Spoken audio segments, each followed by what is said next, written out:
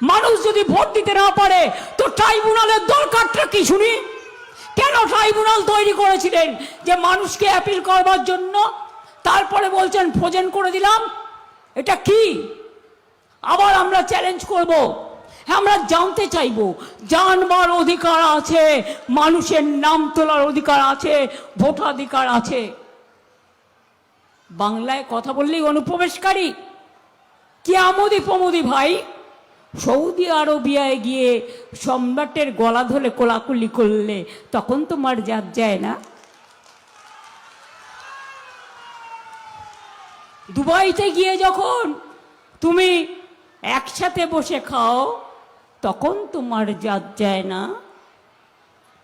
যখন তুমি অনেক মহা কীর্তি করে বেড়াও, ইসরায়েল থেকে ইরান, ইরান থেকে আমেরিকা, আমেরিকা থেকে সর্বত্র, আকাশ থেকে পাতাল, তখন তোমার জাত যায় না? আর এখন তোমার ভোটের সময় মনে পড়ে, আসলে কি জানেন তো, এরা রামকৃষ্ণ পরমহংসদের হিন্দু ধর্ম মানে না। আমরা তো এটা মেনেই চলি। স্বামী বিবেকানন্দের হিন্দু ধর্ম মানে না।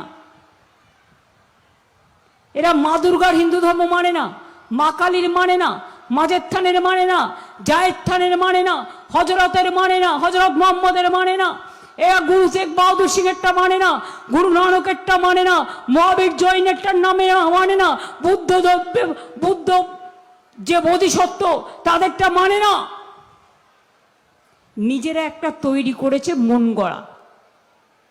স্বাধীনতার আন্দোলনে জন্মায়নি, তখন ইংরেজদের কাছে ওদের যে সিস্টার পার্টিগুলো, যারা আজকে লোককে বলছে ব্যাংক অ্যাকাউন্টটা দাও টাকা পাঠাবো, ভুলেও যদি দিয়েছেন না, যেটুকু আছে সেটাও যাবে।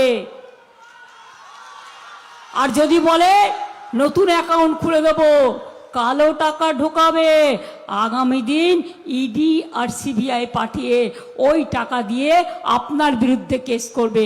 খবরদার এই নোংরা খেলায়, এই ভয়ঙ্কর খেলায় যাবেন না। আর মিছিলে নেওয়ার জন্য কারো পকেটে 500 টাকা করে বুঝিয়ে দিচ্ছে, যেন ভিক্ষে দিচ্ছে। প্রচুর টাকা, লোক নেই তো। এজেন্সিকে দিয়ে পোস্টার লাগানো, এজেন্সিকে দিয়ে মিছিল করা, 500 টাকা করে দিয়ে মিছিল করা, গরিব লোকেদের রক্ত চুষে। মিছিল করার ক্ষমতা নেই, বুথে এজেন্ট নেই তো ওয়েব কম ইলেকশন কমিশনের।